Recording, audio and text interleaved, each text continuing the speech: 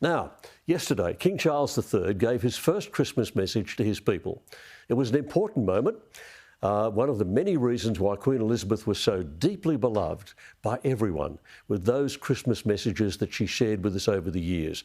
There was warmth, there was humanity, a sense behind her calm, dignified manner that she really deeply cared about the Christmas moment and what she was saying to us.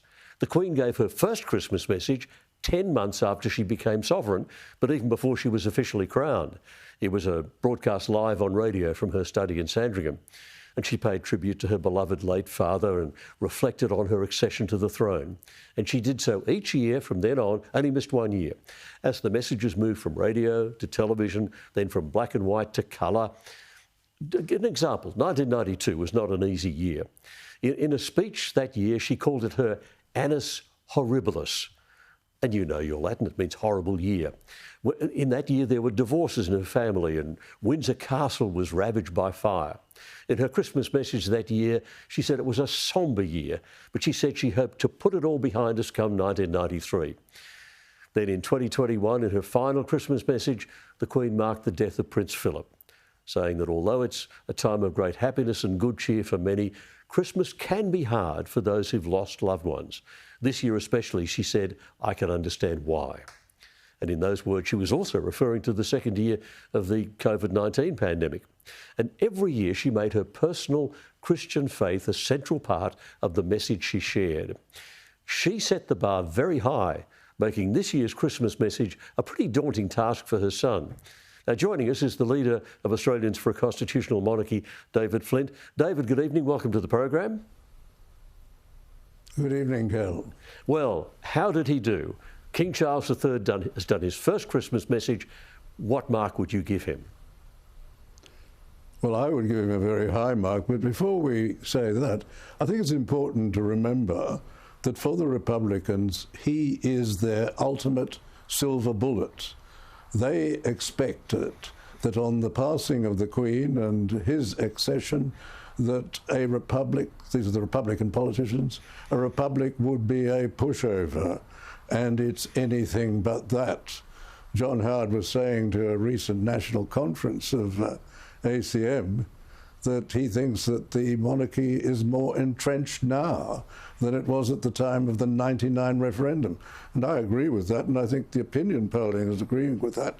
And much of it has to do to the reaction to the king. And it started immediately with his accession speech, which was absolutely superb. And then, as you say, he had to give the Christmas message, for which there's been a tradition way back to 1932. And he has some formidable examples to follow there. And I think most people would agree, certainly the commentators seem to be agreeing, it was compassionate, it was caring, it got very close to the people, and he presented many of his important principles. And I thought it was poignant in particular because he started out and he was in St. George's Chapel, and he reminded us that that was where his dear mother and his dear father had been laid to rest.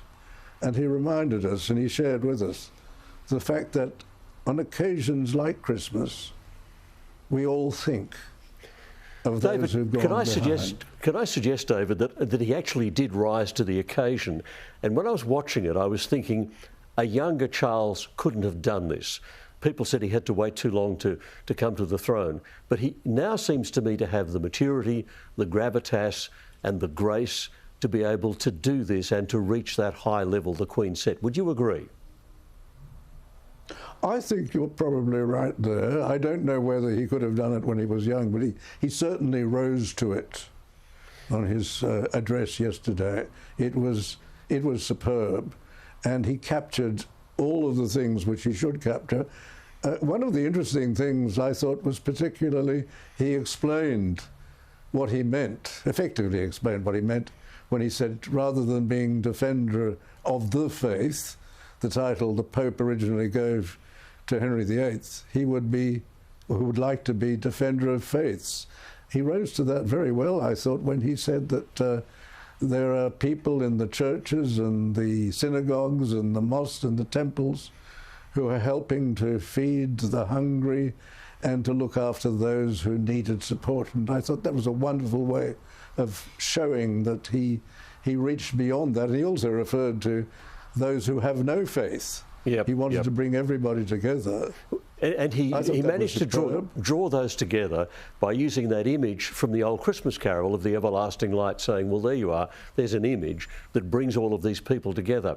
Now, he's doing this at an important time because, to quote from the Queen's 1991 Christmas speech, 2022 was something of an annus horribilis for the royal family, death of the Queen, and the continuing spectacle of Harry and Meghan throwing bombshells from the sidelines. So, in the light of that, David, how is the monarchy looking now at the end of this year?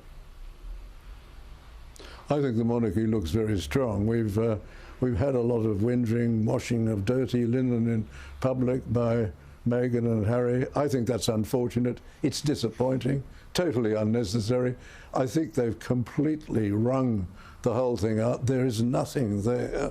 And I think the King and the slimmed-down monarchy are standing up very well. And we see that with his references to the Prince and Princess of Wales and to the children of them and to his sister, Princess Anne.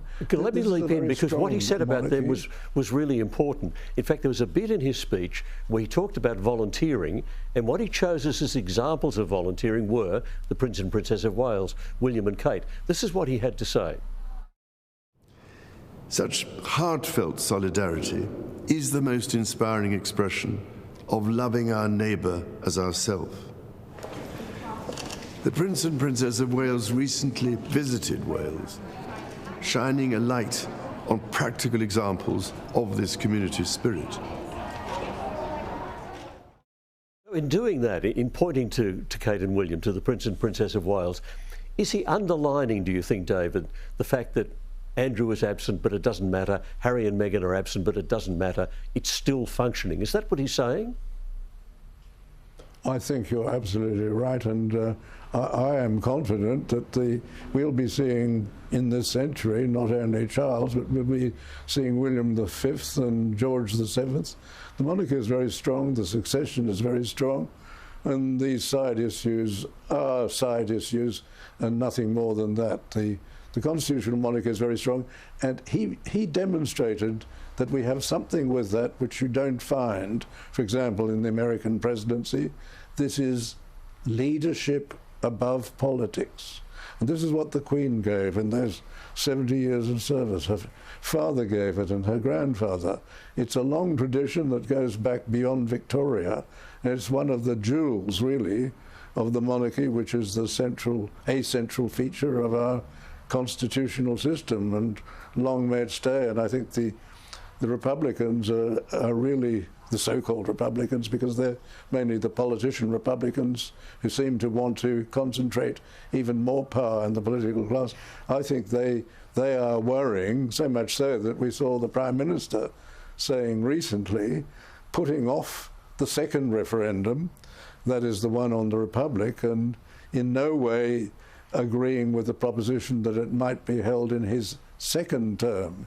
And it seems as though it's going to be pushed off further. Well, that would be consistent with the opinion polls, which tell us that Australians are not interested in changing the Constitution in this regard.